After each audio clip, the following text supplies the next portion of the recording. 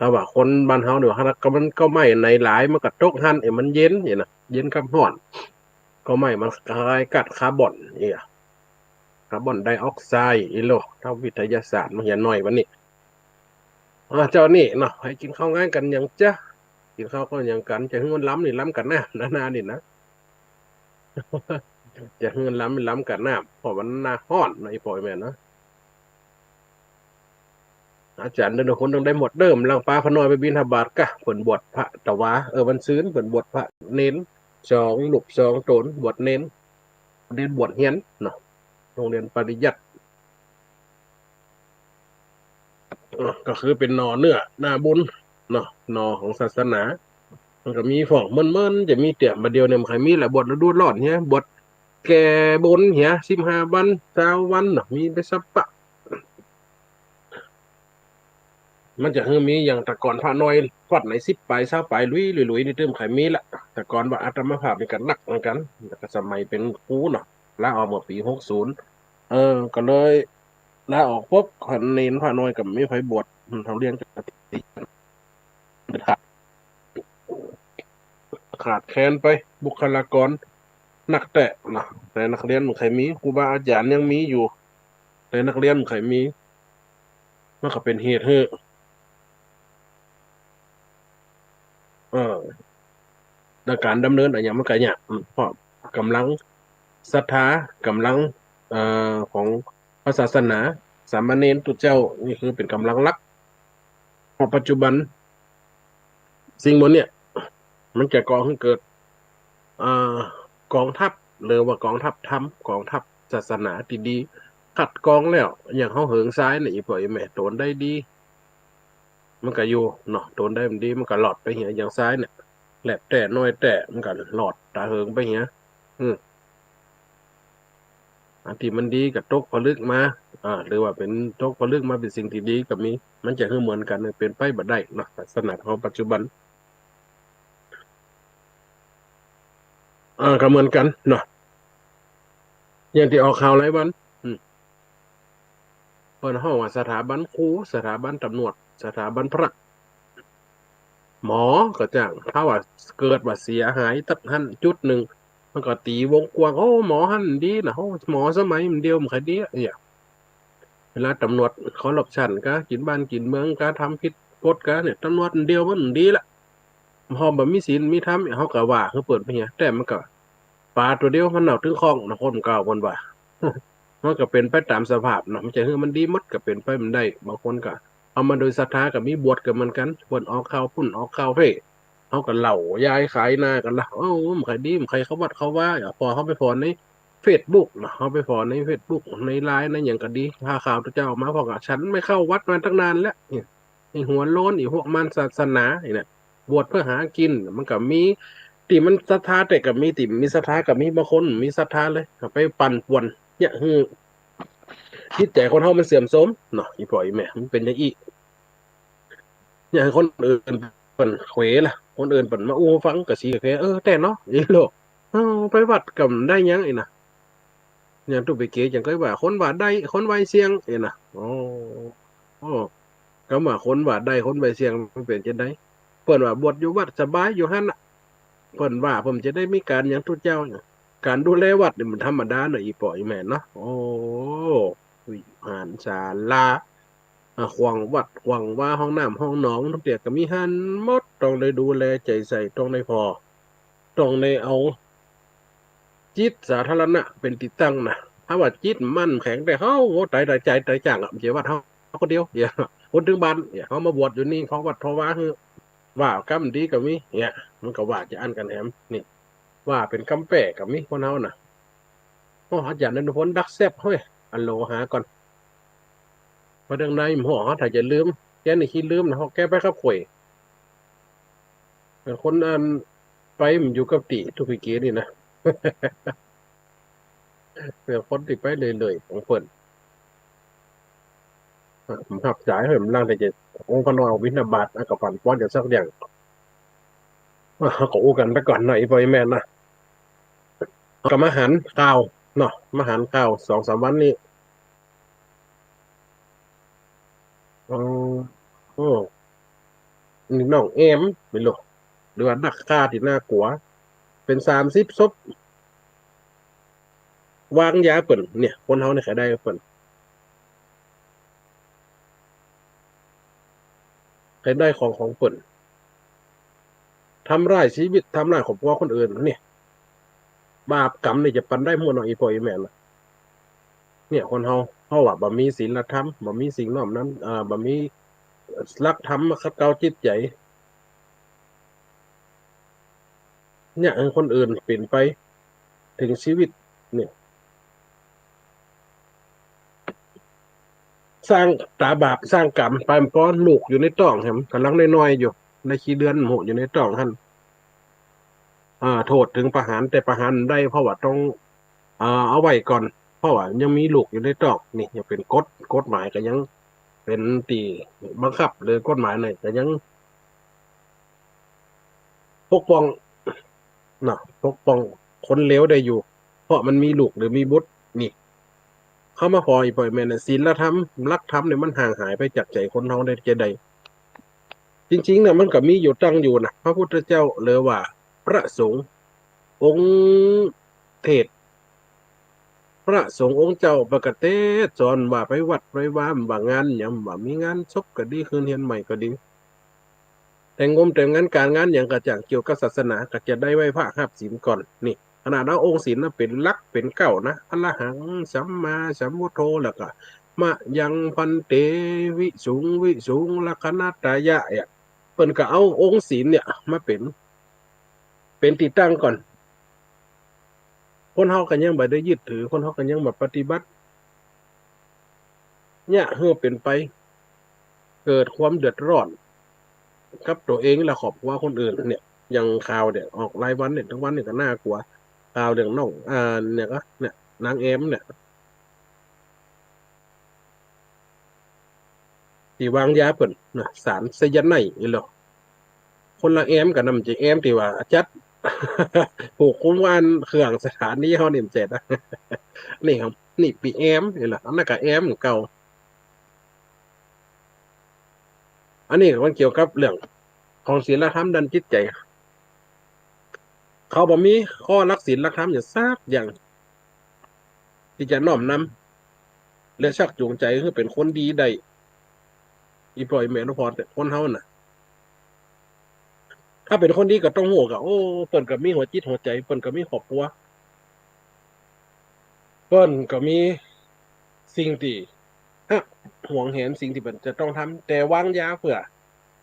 เอาเงินหรือว่าเหมือนกันสินทรัพย์นี่นะสินทรัพย์หรือลักทรัพย์ออกจากคนตายเล่นเปียร์แชร์ก็ดีเล่นเอ่ออันหยังที่ว่าเกี่ยวกับการเงินเป็นกลุ่มเป็นก้อนก็ดีเพื่อจำเป็นการส่งดอกส่งต้นหรือเพื่อเป็นการตัวเป็นคนปุ๊บเอาคนเดียววางยาเจ้าหมู่นี่เลยกลายเป็นเรื่องทำให้สลดหดหู่เอาข่าวถึงว่าอาตมาภาพก็ติดตามเพราะโอ้มันจะจบจะได้เรื่องนี่เนาะเปิดกระสืบมาหลายปีนี่รักศีลรักธรรมคนเฮามันมีแล้วเมตตากรุณามุทิตาอุเบกขาบ่มีเลยคำว่าเมตตาคือความอย่างเอ็นดูสงสารบ่าเฮาหันสัตว์หันสิ่งอีกบ่อยไหมสิ่งมันเนี่ยหันสัตว์หันสิ่งหันอันยังกระจ่างตีมันเกิดความ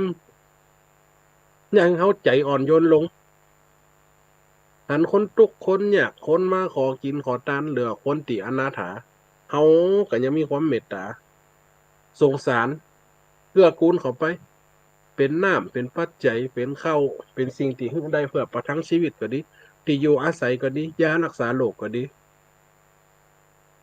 สิ่งบนเนี่ยก็เป็นการเพื่อเพื่อเพื่ออย่างเพื่อความเมตตาของเขาไม่ได้ใจเขามาคิดจะย่ำบางคนเนี่ยโอ้มันว่าเป็นทุกข์เป็นยากครับเป็นเขาโอ้มันเป็นบาปกรรมมันนะกะมันสร้างมันทำนะกะเนี่ย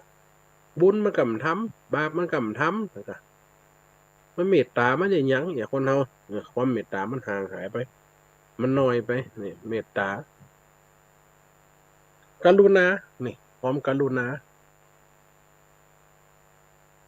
อย่างเขาจากที่ปากกรุณานี่นะขอโปรดกรุณาด้วยค่ะเจ้าค่ะเนี่ยกรุณาก็คือ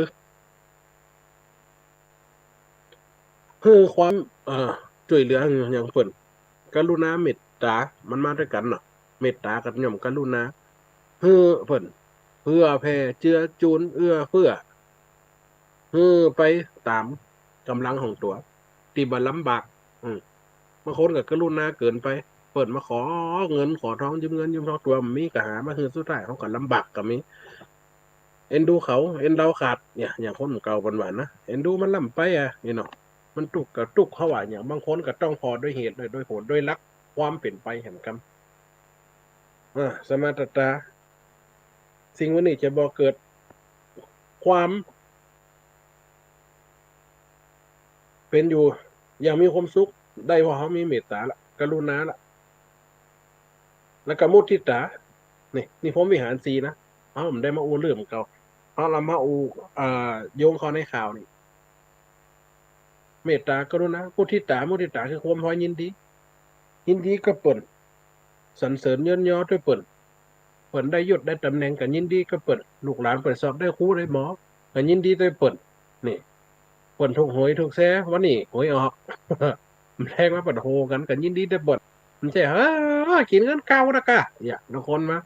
ซื้อมาเป็นเช้างวดถูกเหี้ยเช้าถูกต้นเดี๋ยวนะได้ตั้ง30 ปันเขากินเรื่องเสลิมฉลองนั่นนะเนี่ยยินดีอย่างกำมันทันบางคนมันใครยินดียินบานก็เปิดโอ้ก็ดีเนาะซื้อไปเสียงหลายละตัวเอ็มได้คุ้มตื้นกันยังแค้นน้อยถูกเนี้ย10 งวดถูกงวดเขาก็ยังดีเนาะไอ้นี่ก็ยินดีปีดาก็เปิดบางคนมีความยินดีเลยว่ากล่าวกรรมบดีนะเพื่อจะให้ตัวเองเนี่ยชนะเพิ่นอย่างเดียวเพิ่นจะได้ดีลูกเพิ่นเป็นครูเป็นมาโอ้ลูกเฮาน้อยเพิ่นลูกคนตุก ตอนได้เป็นครูเป็นหมอสอบได้เหวเป็นปุ่นเป็นปลัดอำเภอปุ่นเนี่ยอย่างเปิดกระสำเร็จพร้อมกับบืนปักบืนคอน่ะลูกคนตุกกระตึงตุกอย่างนั้นน่ะจะได้ดีเนี่ยคนหน้าดูพอเนอะมันจังกินจังแจ้วหน้ากระซิบหายยังโปยังเมมันน่ะกะดกว่าเฮาเปิ่นด้วยน่ะทำน้อยต้อยหายเปิ่นด้วยคนเฮาบ่มีความยินดีกับเปิดและหามอันก็คืออุเบกขาคืออันเนี้ยคือความหวังเฉย ปล่อยผ่านนี่แหละปัจจุบันเดียวนะปล่อยผ่านนี่แหละออนเดียวนะคนเดียวเขาว่าปล่อยผ่านวางเฉยกันอย่างเปิ่นจะโรยกาเปิ่นจะตุกกาหรือว่าเปิ่นจะเนี่ยยังหรือว่าอันยังที่เปิ่นจะกระทบกระทั่งมาถึงเขาถ้าว่ามันบารุนแรงเขากับวางเฉยไปอย่างมองมันเป็นสัจธรรมไปอย่างเปิ่นตายคนเขาเกิดมาก็ถึงตายนะมาถ้าให้ถ้าห้องหน่อยนะมาเปิ่นว่าเขาสูงกันตายฆ่ากันตายเนาะโงเหี่ยวข้องตัวเนาะนี่ เชื่อวางเฉยไปจ่วยอย่างสักอย่างทำอย่างสักอย่างมันตายก็ตายกับพี่น้องมันน่ะกะเนี่ยหันวางเฉยคนละอย่างอันนั้นมันคนละเรื่องละเล่ากันเนาะอันนี้คือรักที่จะอยู่กันได้ก็คือผมวิหารสี่เป็นรักที่มั่นเก่นที่สุดยังยึดถือกันอยู่อีพ่ออีแม่เอาก็ถึงโหละไอ้อย่างคนฟังรายการนี่เปิ่นมีใจน้อมน้ำมันละเปิ่นได้บังคับได้บังเขบางคนจะไปวัดวันศีลวันพรบางคนไปเห็นเลยบางคนไปกับฟังทำผมไปเอาน้ำได้พอได้กินเงินเดือนคนเท่าละไปกว่าเปิ่นว่าไปวัดไปว่าสักเตียนนะกะมันพอเท่าละวัดว่าอย่างกับหูผมเข้าใจแต่คนที่เปิดฟังรายการวิทยุเนี่ยคือคนที่เปิดน้อมใจมาอย่างโดย100%เนาะอีปอยอีแม่นะทุกเจ้าไม่ได้บังคับหรอกเนาะทุกเจ้าอาวาสผมได้บังคับเปิดมีกฎหมายบังคับมีข้อบังคับว่าต้องฟังเนอะต้องฟังทำเนอะเปิดวิทยุสองนี้เนอะผมได้ว่านี่สถาบันถึงเวลาเปิดกับเปิดละฟังนะโอ้สบายใจสุขใจหม่นใจเป็นไปตามธรรมชาติฟังด้วยจับใจกันยิ้มนะจับใจที่มันเศร้าเขาก็น้อยใจน้อยอกมันเป็นเรื่องปกติอารมณ์คนมันปาไปนี่อารมณ์คนมันปาไปก็เหมือนกันสิ่งต่างๆที่เขาหูของงานเนาะนี่คือคนที่เปิดฟังเปิดน้อมใจมาบางคนก็ไปบอกนะจัดม่วนนะฟังเถอะรายการวิทยุพระเจ้าเหมือนจ้ารายการโน้หลายตนหลายลูก โอ้หลังทำคำสอนมีสาระถึงนั่นตัวเฮ้ยฟังเห็นเราคนม่วนกะเห็นเราข้ากระเปิดเห็นเราว่าเอาเพิ่มได้ทางกว่าเปินว่าเปินเตะเหลี่ยมยังเปินว่าเหลี่ยมยังนำหูนะทุกเจ้าตัวนั่นจือยังก็เขาว่ากิโลหมูนี่เนาะแต่มันได้เปิดฟังใช่ไหมว่าถ้าเปิดได้เปิดอู้กับหมูกับไข่อู้กับหมูอ๋ออู้กับหมูกับไข่อู้กับหมูอื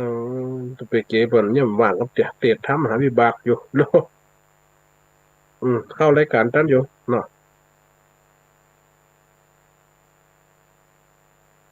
คณะหาแล้วอีหรอชัดฮะฟังอยู่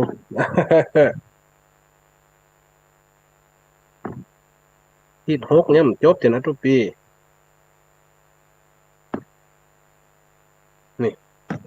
คนเราต้องมีภาระกันนะเหมือนกันคนเฒ่าคนแก่คนหนุ่มกันย่อมมีภาระคนห้ามสะเตินกันย่อมมีภาระการทำมาหากินเท่ากันย่อมมีภาระเหมือนกันนะมีภาระหน้าที่ไปมันมัดทำไปตามระบบระเบียบทุกเจ้าพนายเขาก็เหมือนกัน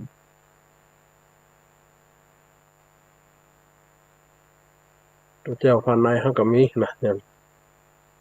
การอยู่ไปกินไปทำไปแต่สิ่งที่ดีกับไปอยู่ไปตับน้ำทำไปตำตัวน้ำเพียงหื้อดอกบัวเพียงอันเนาะมันเปียงคือมันอยู่กับสิ่งที่ดีใจเขาคิดดีเนี่ยอย่างก็ดีหมดนะคิดดีทำดีอู้ดีจ๋าดี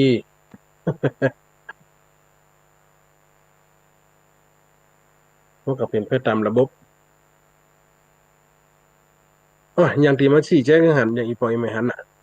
เนี่ยถ้าคนเฮาทำมีรักความเมตตาเป็นที่แจ้งนะฆ่ากันฆ่าฟันบันฆ่ากินแรงแต่งกินไง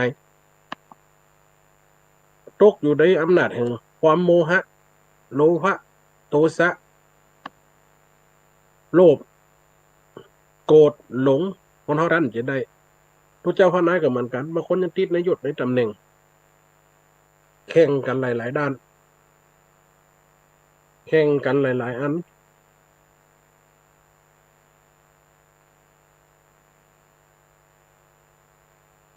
เนี่ยคือเป็นไปตามสภาพในการแข่งขันเนี่ยคนเฮาก็เลยเมื่อแข่งขันปุ๊บก็ย่อมบ่มีความปราณีเมตตากันนะอันหยังก็เป็นคู่แข่งหมดอันหยังก็เป็นคู่แข่งในด้านจิตใจเนาะบางคนแข่งในด้านจิตใจ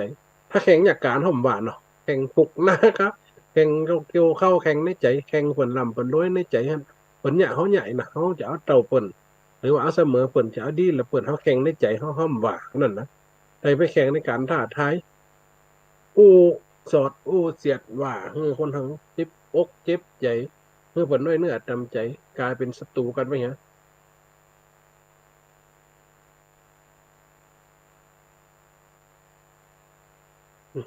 อย่างที่หึงหันนั่นไหนปล่อยแม่แล้วก็จะเป็นที่อีไป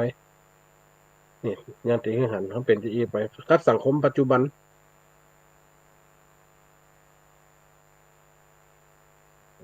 ดังอันเอาควันพอควัน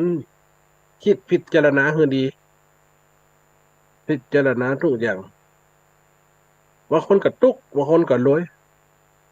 เขาจะแข่งกันได้จะวันว่าจะไปขี่กองตีกองแข่งฟ้าจะไปขี่ม้าแข่งตะวัน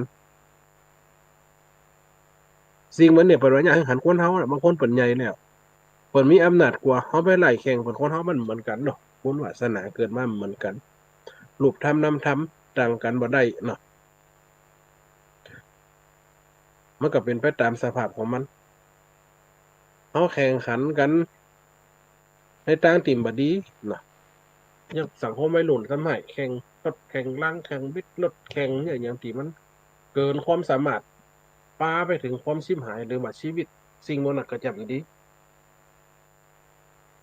เนี่ยหันไปเป็นตามสภาพดังนั้นเขาควรคิดพิจารณาอยู่เลยๆคิดพิจารณาอยู่เนืองๆว่าคนเฮาเนี่ยเกิดมาหย่อมป้าหมดอะสิ่งวันนี้จะรวยจะตุกจะจนกำปวนความตายแต่เขาบอกว่ายิบยิงความตายให้กันและกันและให้ตนเอง บางคนฆ่าตัวตายยิงตัวตายกินยาตายอันนั้นพี่น้องอัตตนิบาตกรรมอัตตนิบาตกรรมตัวเองบางคนก็ไปฆ่าเปิ่นยิงเปิ่นลักทรัพย์เปิ่นปล้นเปิ่นคนก็ว่าจี้ปุ้นกันอีหลอกปุ้นกันไอ้หลอกทำลายทรัพย์สินทำลายข้าวของเปิ่น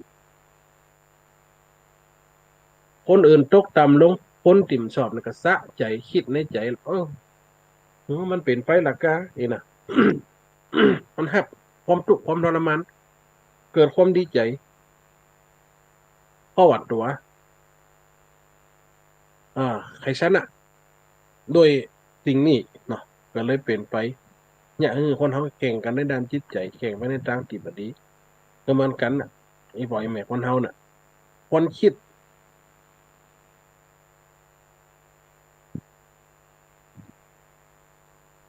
เพราะสังคมปัจจุบันเนี่ยมันเป็นสังคมกาลียุคเนาะ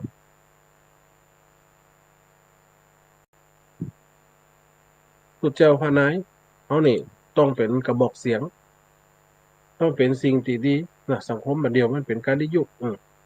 พอเป็นเจ้าพูดใจเนี่ยตำเรือหมาก่อนใจตำเรือหมาพร้อมเป็นหากินกับศรัทธากับมีของบวชมาตัดตัณหากิเลสนี่หมวดทั้งเพศเกิดกิเลสกรรมบวชมาของตานมีสปะสเปดมักวัดตุเจ้ากับเป็นเหตุบวชบนละกิเลสสักอันเนี่ยเหมือนกันตุเจ้าคอมมิวนิสต์ตุเจ้านักเลงกับมีนะมันก็เหมือนกันมันมีบัตทุกวงการเลยเขาจะเลือกสรรเลือกพอหลังพอนะนี่แม่ล่ะสิ่งพวกนี้มันจะเกิดขึ้นมาเมื่อจิตใจเขาเป็นไปตามธรรมชาติดีกว่าจะเกิดอันยังขึ้นจะเป็นอันยังไปก็พอมันจี้เนี่ยพ้นมาเดียวขนาดมาสอบไผสอนลูกเต้ามาสอบพ่อแม่สอนพระเน้นเห็นหน่อยมาสอบทุกเจ้าเท่าทุกเจ้าแก่สอนมันต้องเป็นไปเพราะว่ามันเป็นยุคของเขาปัจจุบันของเฮียนโหดด้วยไอทีเขายังเปิดคำแซมได้กับเฟซได้กับไลน์ได้กับนั่นกันนี่สแกนนิ้วมือไปจับ GPS กลางตุ่งกลางน้ำเดือดใจมัดนะคนเท่าได้งอกอาละอ่อนได้จ้างซิบจ้างสาวพอตีพอลักปักมุดเนี่ยเขาก็เลยกลายเป็นกลัวละอ่อนเนี่ยบางคนนะกลัวเขามาเลี้ยงกลัวเขามาดูกลัวเขามาดูแลเป็นไปตามสภาพเนี่ยคือคนเท่ามองใจเศร้าใจเพราะลูกหลานมีอำนาจกดตัวละบัดเดียวนี่เพราะเขาเปิดเขาเป็นนักจะไปไหนเขาเตี้ยวตีนอย่างสมัยก่อนเขาไปส่งเขาไปช่วยเหลืออย่างเขาก็ลำบากเนาะแต่เนี่ยขั้นตอกต้อยเขากำจะเอ็นดูเขาเพราะว่าคนเขาจิตใจมันเหมือนคนแต่ก่อนคนแต่ก่อนเป็นช่วยเหลือเพียกั้มกันช่วยเหลือเกื้อกูลกันโอ้อันไหนพ่ออันนี้แม่อันนี้ปู่อันนี้ลุงอันนี้ป้าอันนี้อานี่มีการมีงานช่วยกันมัดปลูกให้ปลูกนาเนี่ยสวนทรายมือหลังมือกันเป็นหมู่ไปร้านมันลูกร้านหลายกันเรียกว้ยน้อยนี่เอาห้องพ่อมีลูกมีหลานกับ2 วัน 3 วันนี่ไว้สาครับสะดวกสะเด็นเจริญพรสวัสดีทุกปีเนอะไวสารเนอะไว้รถมันสาเออถึงเรื่องสังคมปัจจุบันตัวปีไปติดทำมหาวิบากกำลังหันมันแล้วบากเบิกไงฮะมาเดี๋ยวเวลาเปลืออยู่ตัวปีกำลังเข้าได้1 ชั่วโมงอยู่คนมันซบซุกนะครับจะคนมันเฮาก่อนเอาไปติดทำมหาวิขณะบากถึงว่าสังคมเดียวตัวปีคนเฮามันจิตใจมันเขาจะวัดต่ำกว่ามากันได้เขามาฟังข่าวอย่างอีน้องแอมเนี่ยมันใจน้องแอมที่จัดรายการนี่มันใจนะคนละแอมกันแต่เจ้าผมฟังว่า30 ศพนะตัวเป็นใจว่า17นะโอ้มันยังมาหุมหอมหมดแต่หอมมันว่าเนาะไปหอมหยังยะใส่ยันไหนนะก็ไปหอมเปิ่นโอ้ผมมาฟังข่าวตัวไปยังฟังมันครูบานั่นฮะนะเขาไปพอดด้วยถ้าว่ายังเอ็ดร้อนศพที่31ก็มีได้ฟังมันว่าเด้อกับจำนวนเงียบมันเงียบเด็กะแล้วก็เงียบแล้วมันจะฆ่าได้จะดอมมันเป็นผีกับอันก่อนที่จะหยับปุ่นมันคูปุ่น เออแต่สุดท้ายบ้านนั้นเอาเหตุการณ์นี่มันคูข้อความแคบไปมาเปิดเผยอะกะนั่นนี่ถ้าเขาอู้ถึงว่าตัวปีเนี่ยคนเขาใครได้ใครมีใครได้ผลประโยชน์จากคนอื่นนักเนี่ยบ่มีเนี่ยการคบมิตรคบเปื่อนติมบดีนะตัวปีขนาดเปื่อนมันแท้ๆนะตัวปีเนาะอ๋อครับลงทุนด้วยกันลงทุนเป็นห้องว่าเปียแซอีเนาะครับ10 คนลงด้วยกันหมดตาถึงตามันไข่ใจายละวางยาทีละคนตัวปีเราเกิดพอละนั่นเงินจะเป็น100,000 200,000อ่ะหัววงไหนมันจะ3-4 แสนเป็นล้านอีกก็มีอ่ะแล้วก็เนี่ยเขาไปเพียวเอาเซ็นคือบนเซ็นมอบสันทะคือตัวก็มีนะคือนั่นจัดน่ะการเลี้ยงสมบัติจัดการเลี้ยงงานศพพอโลแสดงว่ามันใจสนอยมันอู้จัดจ้างมันปากมันเหจัดลือจริงมันเหลือคนนั้นกันนะเป็นอ่ะนั่นนะครับโอ้มันเป้าคนเป็นั้นนันจัดกสืบ จริงนี่เอาลองขึ้นวัดเตอร์กันอ่ะผมเลยว่าในคนเฮาเนี่ยความเมตตากรุณามุทิตามันมีและปัจจุบันสังคมเฮาอีกหันหนักนะทุกปีเพราะว่ามันเป็นยุคไอทีครับเฮาไขตันเขาบ่าคนเฒ่าคนแก่ทุกวันนี่เปิงลูกเปิงหลานเป็นหนักแน่นอนล้อมไปฮืดฮัดใส่มันกำได้มันไขยาการอย่างเฮือละละอ่อนเดียวทุกปีพอละอ่อนเดียวเนื้อพอขนาดตึกหลานเฮานี่นะอยู่ปม.3นึกว่านี่แม่มันยังลูกนึกข้าวให้กินอยู่ผมจะแม่ย้ายพอแม่มันไปทำงานละอ๋อต่ำได้คนเฒ่าจะได้กินแห้งกันเถอะไป โอ้ยังว่าพูดสนะครับมาร์ทเด้อเลี้ยงลูกมาแล้วสุดปิดนึกว่าจะได้กินแห้งใช่มันได้กินเหมาะเป็นยาการนั่นเนี้ยน่ะส่งนั่นน่ะเงินส่งทองก็กินมันก็แม่นมันก็กินแห้งมันอยู่แล้วไปมันพอเสียตั้งบันปลายชีวิตยังเอาหลานมาส่งเฮเลี้ยงอยู่ลูกพี่นั่นถามว่าไม่ได้จะได้กินแห้งแหมกำกับป้วนเนอมันใหญ่ปุ่นอ่ะบวดจุงเข้าไปหิวอันน่ะนะครับ นั่นน่ะ อันนั้นนั่นน่ะกินแห้งกันเด้อจะปีมีสายเข้าแป๊บหนึ่งเด้อครับฮัลโหลโยยังมันจะ9 โมงกันได้พอเขารายการไม่ได้อยู่อยา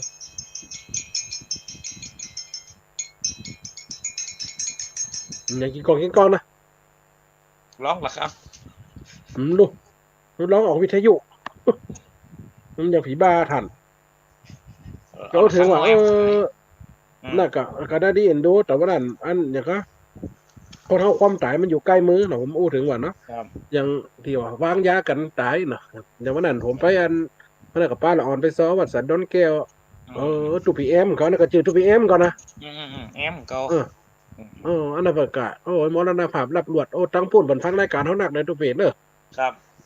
ตายไปฝ่องกันได้อ่ะมันสันดอนแก้วมันเป็นกับเขามาจะหนักเขาว่าคนเขาเนี่ยบัดเนี่ยสักลายเนี่ยการเป็นการตายเปิดกับ30อยู่เนาะครับ31ใน11 ภาษานั่นน่ะบวชมาตั้งเป็นพระน้อยละถ้าว่าบวชเป็นพระน้อยเป็นเจ้ากะ20 ปลายปีนะพี่นะ21 ปีนะ21 22 ปีอะอยู่วัดอยู่ว่ามาคนเฮานี่กำเนิดสักหลายกันเป็นกันตายบางเรียคนเนี่ยกว่ารุ่นเดียวกับเปิ้นที่บวชมาน่ะเปิ้นเป็นตนที่2แล้วนะที่ตายนี่นี่เอ้าเปิ้น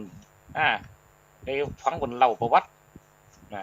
รุ่นเดียวกันที่หันเฮียนรุ่นเดียวกันนี่เปิ้นเป็นตนที่2ละที่มามรณกรรมอีนี่นะตัวแรกแล้วคนก่อนนำเลงพุ่นว่าคนดีเนาะคนนั้นคนโรงเรียนน่ะสุนทรศึกษาน่ะแต่บ้านเนี่ยพอก็จำได้อู้ฟังเนาะเนี่ยกับตายมันได้สั่งตายกับมันได้ลาฟังมันอู้ก็จะปฏิกัดอกเก่ามาห้องเนี่ยมันตายปีแล้วนั่นตัวเป้ครับแม่ตายกำลังหันตายได้ปีแล้วปีกับ2 เดือนเนี่ยนะนั่นน่ะได้ปีกับ2 เดือนก็น่ะเขาว่าเป็นทุกเจ้ากระจายก่อนหน่อยเขาว่าอู้ก็ยังสูงกับอัศจรรย์เกินนี่ทุกเจ้าไหนมันตายมันมรณภาพของมันถึงว่ากันไปขนาดคนเฮาเนี่ยมันจะไปคามอย่างตุปิเกถ้าอย่าคามนี่มีคาถาหนักแค่ไหนไปคามยังกระดึงวันนี่บัดท่อสมุดสีเหลืองนี่อย่างสมุดไม่ใช่ใบประกาศนะสมุดเบาหวานสมุดสีเหลืองเนี่ยพอดคนเฮามันอยู่หลุมพญาตนั่นตุปีน่ะครับคนเฮามันอยู่หลุมพญาตมันเป็นไปตามสภาพเนี่ยคนเฮาบัดถ้ายิบยืนให้มันความตายนี่ของฟรีมีในโลกเขาว่ามีจะได้ความตายนี่มันถ้าไปยิบยืนมันถ้าฆ่าตัวตายมันถ้ากินยาตายเนาะมันถ้าแขวนคอตายสิ่งวันนี้มันถึงจะมาหาคนเดียววันใดวันหนึ่งปวดสิ่งวันเนี่ยเขาจะอู้ให้น้อยใจจะอู้ให้อันเบื่อโลกนั่นตัวปีเอาเป็นนักจัดรายการมาด่าให้อู้ให้กำลังใจบางคนเนี่ยช่วงก้อนเขาก็ได้ยินข่าวที่ว่าคนทั้งรายการที่แขนเขาตายก็มีตัวปีน่ะครับฆ่าตัวตายก็มี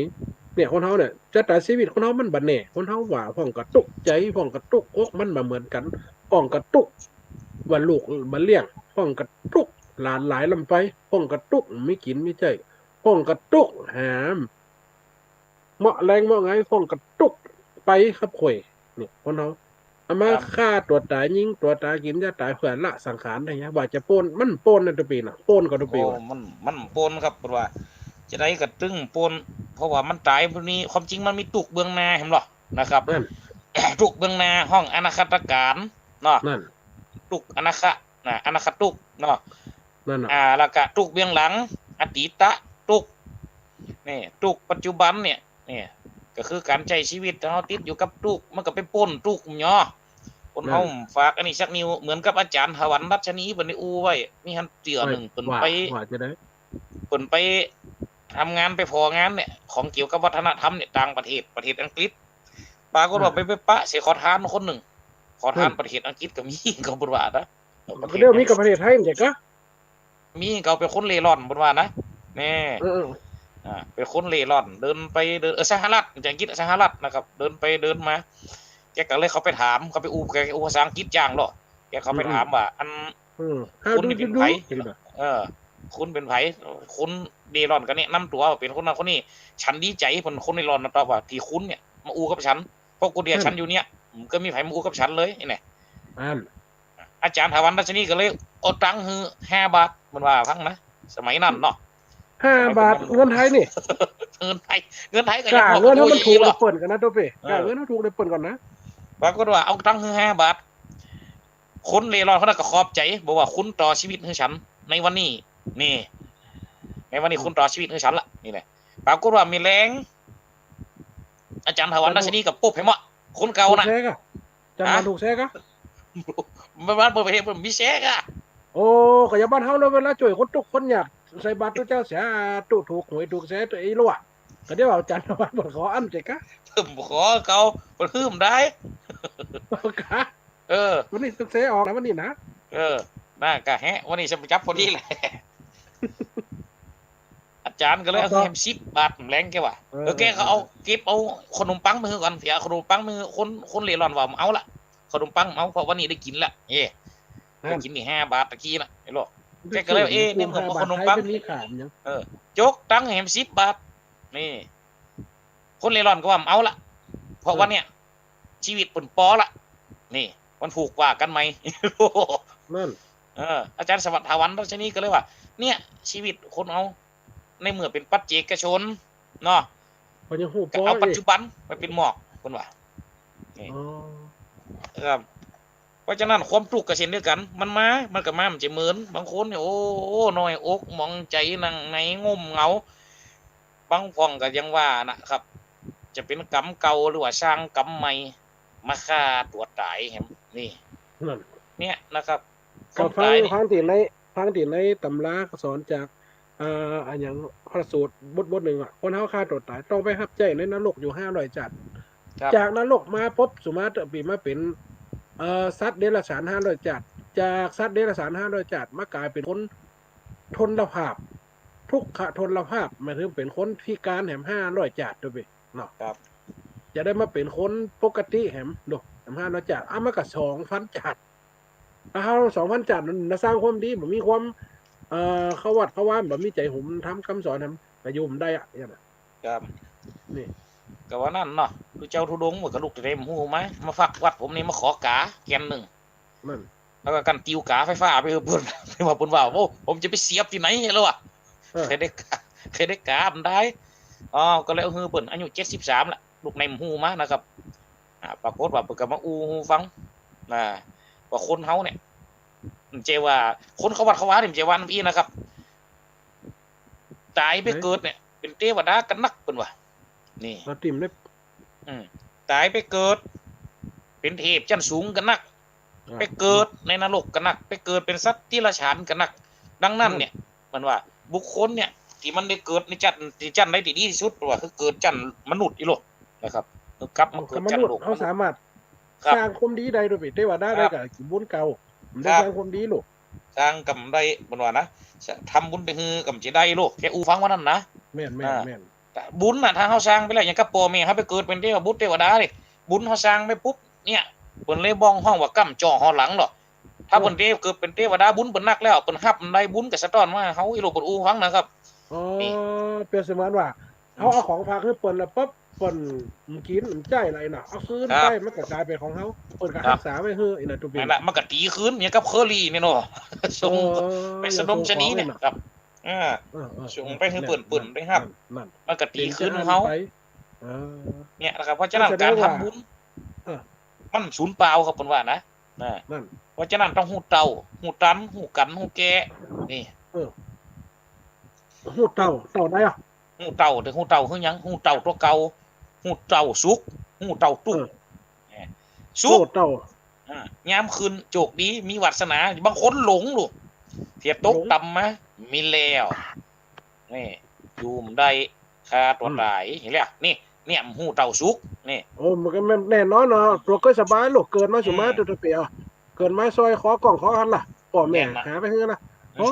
นี่รอดตัวหยังงานบ้านมีไป2หลัง3หลังแปลงอย่างแฮมใหม่นะไปฮืออันลูกอยู่ในท้องนี่ได้3เดือนน่ะอย่าเราซื้อซอยซื้อแหวนหยังนำเหลียนี่มันเกิดมามีโจกเนาะแม่นล่ะเกิดมามีโจกซื้อซอยซื้อแหวนนี่สมบัติหยังตัวมีแล้วมีแหมเอาไปฮือลูกเอาไปฮือลูกมันจ้างสอนลูกล่ะพ่อแม่ก็เอาไปแม่นล่ะสุดท้ายฮู้จ้างก็อยู่กับสุกเล่มฮู้เต่าสุกพุ่นว่านี่นะครับอันน่ะพ่อแม่ตายละเงินทองเหลือละอันกินใจไปล่มละลายวางแผนงานถูกล่มละลายขนาดความตุกเขามาขวบงำละยังตัวปีวานน่ะครับมาฮู้เต่าถึงมันแล้วก็เลยเนี่ยจะได้อ่ะนี่เสียเกิดความตุกแล้วก็ฮู้เต่าตุกแฮมนี่นั่นการฮู้การที่เฮาจะฮู้เต่าตุกเฮาต้องฮู้จักปล่อยวางมันว่าฮู้จักการแห่งฮู้จักทางแห่งการรับตุกฮู้จักมักนั่นมันจะว่ามักได้นะมักได้มักมีมักดีมักเป็นใจมักนี่มักคือคนต่างในการรับตุกมักมีองค์8นี่เนาะถึงขั้นบรรลุเป็นอรหันต์ก็หมอกคือได้ป่นใจชีวิตมือมันติดฝังอยู่หันเกินไปก็เปาะเพิ่นว่านี่นั่นแน่เนี่ยฮู้เต่านี่ฮู้เต่าแล้วต้องฮู้ตันฮู้ตันนี่ฮู้ตันก็คือหยังฮู้เต่ากับมันเดินของมันสุกเดินมาถึงไหนฮู้ตันมันนี่สุกเขามีตึกแต่ใดโอ้มีสุกกับเงินเท่าไหร่5 ล้านนี่มีตุกกับสูญเสียไป5 ล้านเนี่ยเพราะฉะนั้นเขาก็สามารถอู้มันเพราะว่าฮู้เขาฮู้เต่ามันนะฮู้เต่าก็เอาไว้กันว่าฮู้ตันนี่เอาไว้แก้นะครับเพื่อหยังถ้าวันใดวันหนึ่งเงินคำเนี่ยเขามีอยู่หั่นน่ะที่ประมาณอันน่ะมันเสี่ยงไปเขาก็จะได้แก้คือตันนะครับฮู้ตันได้ออกตันได้เขาฮู้ไอ้นั่นตัวเป็นเนาะเขาฮู้แก้เนาะฮู้ไว้แก้ฮู้มันไปเงี้ยครับฮู้เต่าไว้กันฮู้ตันเอาไว้แก้นะครับมือได้อุดหูหัวถ้ามันเอาอยู่เลยแห่งกับยังว่านะครับก็ต้องมีการปล่อยวางนะปล่อยวางก็เป็นกลางรับทุกอันหนึ่งเหมือนกันนะครับนี่ฮู้เต่าฮู้ตันฮู้กันฮู้แก่เต่าฮู้เต่าฮู้ตันฮู้เต่าเอาไว้กันฮู้ตันเอาไว้แก้สุดท้ายก็คือการฮู้แต้นี่ส่วนมากคนที่จะฮู้แต้ต้องปฏิบัติเข็มกันไปด้วยเนาะนะครับตู้ปฏิบัติเข็มฮู้ปฏิบัติเข็มกันเอาไปด้วยอันนี้ต้องเจริญธรรมตัวนี้ในการอยู่ครองเรือนเป็นเฮียนเป็นหยังจะแบ่งให้ลูกให้เต่านี่ฮู้เต่าฮู้แต้แล้วกำนี้ในเมื่อก่อนจะรับตาลาโลกนี่ก็ปันโจกปันสมบัติยังให้ลูกให้เต่านี่นะครับแสดงว่าเฮาฮู้แต้ละนี่ฮู้ตัวเฮาแต้ละทุกสิ่งทุกอย่างอยู่มันคงเที่ยงอย่างกับบางโตบางคนก็ถึงขั้นเขามาบวชสละทรัพย์สินสิ่งของความสุขที่มีตอนที่เป็นคนมาบวชได้ก็มีนี่นะครับสุดท้ายก็มาฮู้แต้นี่นะครับอันที่สุดท้ายแฮมอันนึงก็ฮู้แป้นะครับฮู้แป้ก็คือฮู้ก้านตัวหยังกำมัจจุราชฝืนมันล่ะแป้คนเมียงเฮาซั่นน่ะนั่นเว้ยถ้าว่าแป้ของภาคกลางคือแพ้พ่ายแพ้อีกเนาะอันนี้มันเป็นบทความมาจากของภาคกลางเนาะมันก็เลยกลายเป็นจี้ไปนะครับฮู้แป้แป้ก็คือการก้านเนาะก้านตัวหยังแป้คือซั่นน่ะเพิ่นสิ่งที่เฮาควรจะก้านจะถอยต่อจะคือเกียรติมันคือหยังกับที่เฮาอู้ตะกี้นะครับคือความตายเนาะพี่เนาะมีไผยิบยืนฮือเป็นของที่ฮือกันฟรีๆความตายนี่นะครับเอาต้องยอมแพ้แล้วโลก จะยังได้ก็ตามละหาเงินหาคำมันจะได้ก็ตามละสุดท้ายเอาไปตัวมันจะได้ที่จะต้องเดี๋ยวได้คนเก่าว่ามันจะบกหูเด้งไปน่ะคนเก่าว่าแม่นนะครับคนสุดก่อนท้ายบกหูเด้งไปนี่เนาะ ครับหลับไปคนน้อยคิดตันกับมันเหตุการณ์สิ่งมันเนี่ย แต่เฮาเนี่ยเข้าหาธรรมะอย่างผมอู้ตะกี้น่ะตัวต้นรายการคนเฮาเนี่ยการเอาธรรมะมาชโลมคิดใจคนเฮาทำมีศีลมีธรรมอย่างเงี้ยอย่างที่ว่าข่าวอย่าง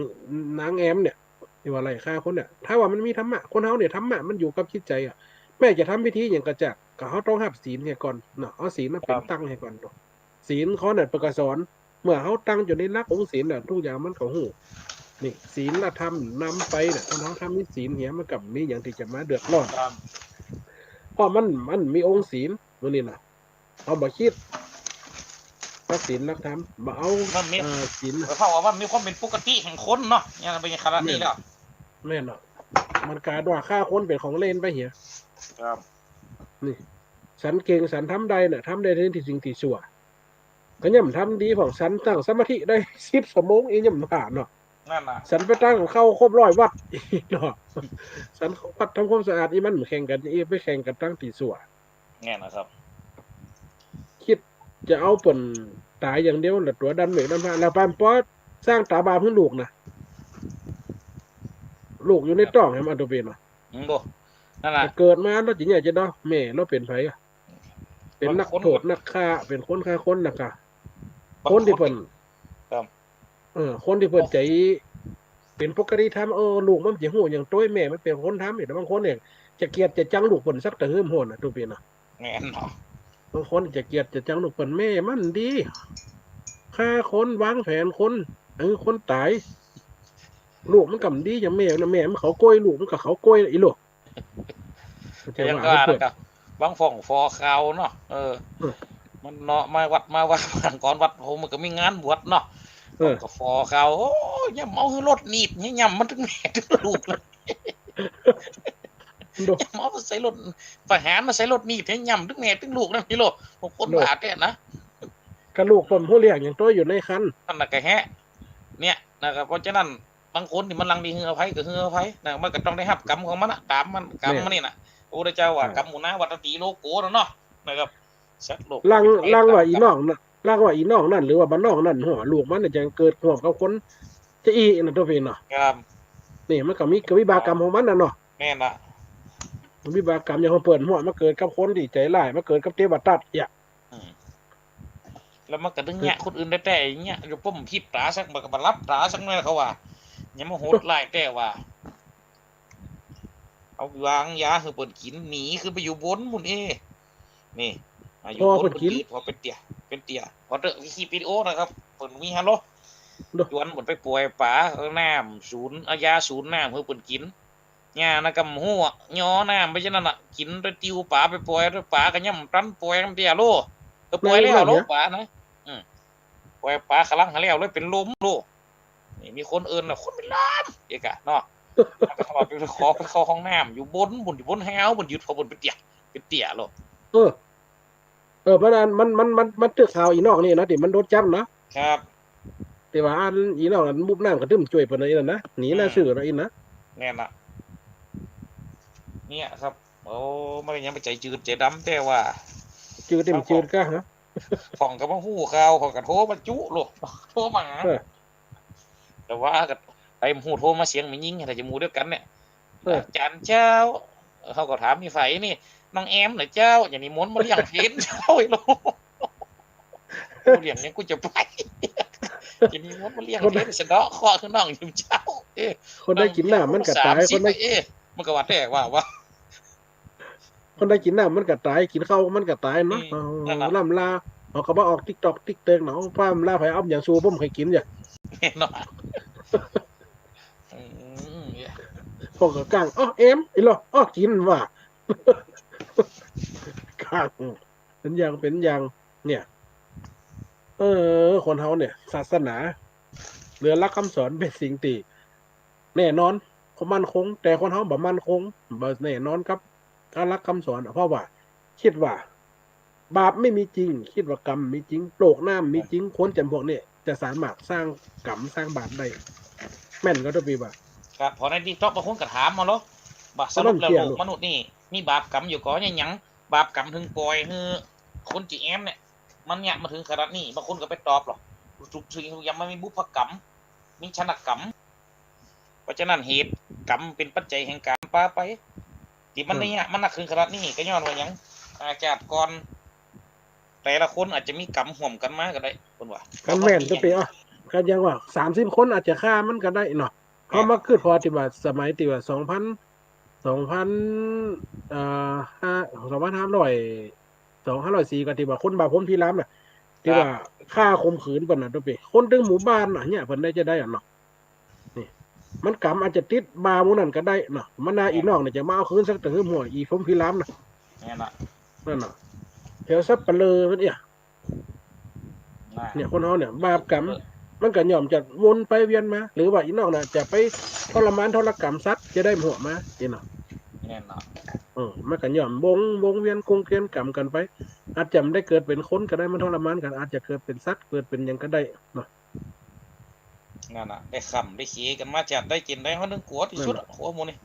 ถ้าว่าปงได้จะมันเตยน่ะถ้าว่าเราปีน้องเขาตึ้มให้ยอมแต่เป็นคนเป็นปีเป็นน้องมันก็แน่นอนมันใจโหดนำพักยังบ้านนอกน่ะเจียงใหม่แต่ว่าอีน้องน่ะเป็นเซลแมนขายรถรอก่อนว่าจะไปซื้อรถน่ะเอาเปิ้นไปฆ่ามกซบข่มขืนมันน่ะหัวเปิ้นก็ให้ปีน้องเปิ้นก็ให้นะหันก็โอ้เฮาพอดีสังเวชน้ำตาเพราะย้อนหน่วยมงแต่ละเปิดลูกน้อยกำนั้นนะก็ไปฆ่าเพิ่นอยู่ตัวกำจะว่ามีเมียมี3-4เมียละก็คันละประกันตัวออกมาเบี้ยนกำแผวทุกปีเอ้ยโดเนี่ยใจมันคนเฮามันจะทำบาปทุกปีว่ามันบ่เกี่ยวกับแต่ว่าติดของแล้วจะมาเป็นคนดีเป็นได้นะทุกปีมันจะกับตัวกับใจมันเป็นไปมันได้นะมันหายใจม่วนจะอยู่ในขอกโอ้มันเกิดมันจะลอยนวลนี่ก็คำอายเนาะไอ้ทางสองผีลุงอาจว่านั่นก็อย่างก็คนที่ขอกของมีปลาเลิศเป็นโกดเป็นกองกินแล้วก็นอนบินได้น่ะแม่นำเพราะนั่นแบบก็มันสูงหมดกินแล้วไปไหนมันได้เดี๋ยวเป็นเรื่องนกเรื่องหนูเนี่ยนะทุกปีเนาะอย่างเรื่องสัตว์เรื่องแมงเนี่ยเนาะอย่างเปลี่ยนไปตามสภาพเท่านั้นนะทุกปีนะสรุปบทสุดท้ายมันเป็นใกล้เวลาใกล้จะหมดละปีกำได้สันเข้าแต่ก็ยังก็เปลี่ยนไปเฮ้ยแล้วพน้อยบวชขี้โตนก็พน้อยบวชโตนหนึ่งก็หันของเนาะหันข่าวไทยลงเฟซอันนั้นของบ้านหนังกอกปุ่นมันห่วงด้วยประจุปวดหันเป็นสบายนั่นแหละครับแล้วก็พอจะตายเหมือนกันเก็บฝะได้เหี้ยได้หายได้มาหัวเราก็เป็นหัวไฟโทรมาเนอะมาเถอะโ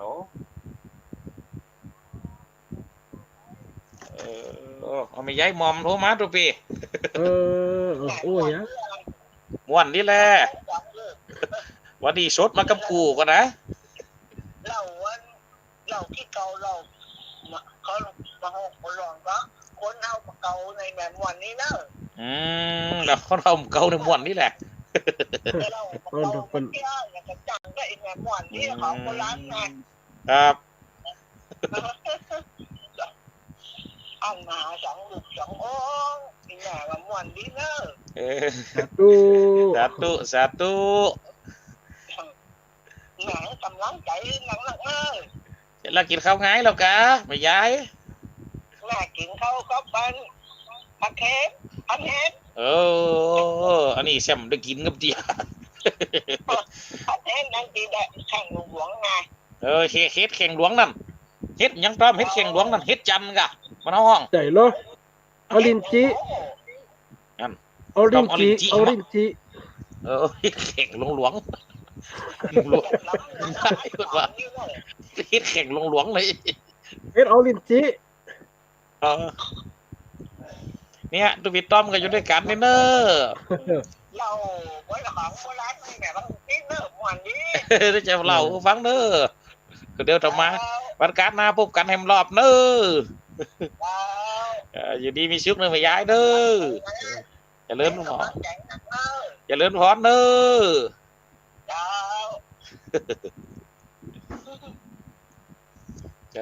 ย้ายหมอมันโทรหาสูงวันนั้นมาว่าอันสูเหลี่ยงเก่าเกี้ยผลสอบผล80ปลายแล้ว85 86นะกินเฮ็ดเนี่ยก็แข่งหลวงนะเฮ็ดคนนั้นญี่ปุ่นนั่นนะ แล้วอีกกันเด้อ ฟัง เจ้า เฮ็ดคนญี่ปุ่นแล้วก็เฮ็ดอันออเรนจิแล้วก็เก๋ อืม จำว่าเอาลินจิอีกก็ได้เนาะชื่อมัน เฮ็ดเอาลิ้นจิแหละ ออเรนจิ นั่น โทษมา ลูกของกระโถเขามาจนกันก็มี อันนี้ก็โทรมาเพิ่นนี่ พุ่นน่ะ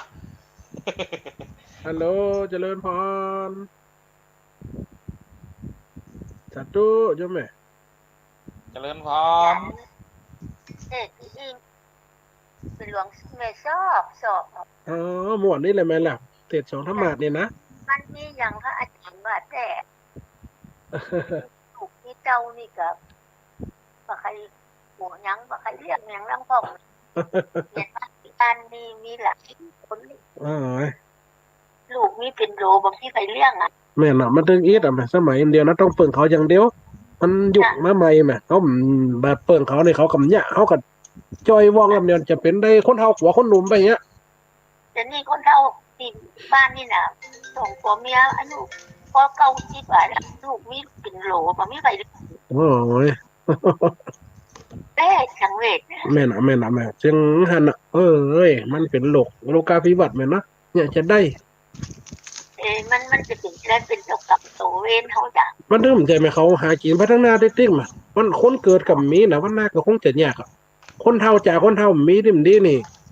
ตู้เจ้ากัดเท่าหมอกัดเท่าตำรวจกัดเท่า มันมีคนเกินมาแล้วคนเฒ่าจากคนเฒ่าวันหน้าโลกอะไรจะสูญหายไปเงี้ย มัน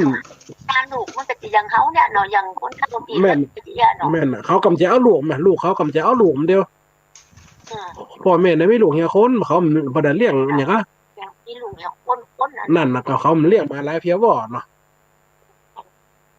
มันจะแหน่คนเฮาเนาะการเป็นการตายยังโอ้น่ะแม่ของกันตายหนุ่มตายกำมันอิดเด้อปัจจุบัน ที่ถูก ขอโทษคุณเด้อไอ้ที่โทรมาทั้งเพศครับผมได้มาทับไปจริงเนาะ สาธุเด้ออย่าแม่นเด้อ ตุสัตตุ ทุกปีสรุปเรียมวิ3 วิ เวลาจะหมดแล้วเนอะก็สรุปเนาะคนเฮาเนี่ยธรรมะเนี่ยก็ฮู้ธรรมะเนี่ยเป็นสิ่งที่ฮู้ดีที่สุดอ่ะฮู้ตัวฮู้ที่สุดอะเพราะฉะนั้นสิ่งเหล่านี้มันจะอยู่ได้มันจะมีจะคงอยู่จะปัดผากจากไปมันก็อยู่ที่เฮาฮู้เต่าฮู้ตันฮู้กันฮู้แก่น่ะเพราะฉะนั้นฮู้เต่าก็ไว้กันฮู้ตันก็ไว้แก่ขอฝากไว้เนอะนาสราญาติโยมพุทธบริษัทเฮาที่ฟังมานี่ขอบคุณของกุศลจงได้ฮักสมรักษาอยู่ดีมีสุขอยู่เย็นเป็นสุขทุกคนเนอะ เจริญพ วัดบุญยวาส ร วิหารถนนบุญยวาสตำบลหัวเวียง อำเภอเมือง จังหวัดลำปางทำการส่งกระจายเสียงในระบบ FM 106.5 เมกะเฮิรตซ์